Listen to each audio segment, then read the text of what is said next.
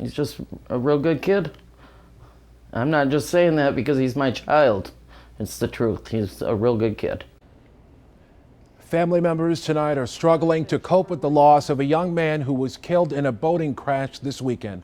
24-year-old Matthew Boomstra of Byron Center was pronounced dead at the scene in Port Sheldon Township yesterday morning after a crash that also injured 3 of his friends. Deputies say the boat hit the outside wall of the Pigeon Lake Channel North Pier.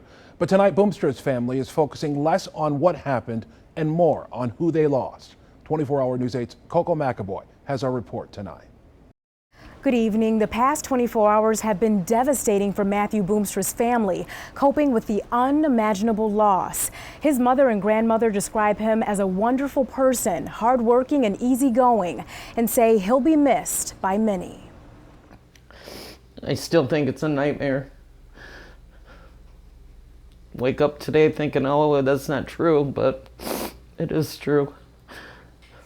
Deborah Boomstra wipes away tears as she thinks about her son Matthew, who died in a boating accident on Lake Michigan yesterday morning. Never thought I'd lose a child. Never dreamed of it.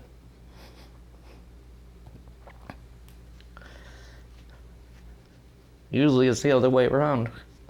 A child loses a parent first. The pain is equally felt by Boomstra's grandmother, Geraldine Schumann. I describe Matthew as my best friend. Schumann says Boomstra was a family-oriented man. He'd say, Grandma, what's for lunch? And then he'd come over and have lunch with me. She says he loved being outdoors, just bought a boat 2 weeks ago, and was excited to take it out on the water. Friday, he picked me up from the hospital because I had surgery. And he come here, and I bought him supper. And he says, well, we're going to Grand Haven to launch the boat with my friends, and the way he went. Thoughts about what Boomstra's future might have looked like are often met with heartache. I mean, Matthew's life was just beginning at 24, you know. Now he won't ever get married, won't have no grandchildren from him. And there's no doubt the days ahead will be trying, but they hope one day they will get some form of closure. But God takes you for a reason. We don't know what that reason is, but one day we might. In Grand Rapids, I'm Coco McAvoy, 24 Hour News 8.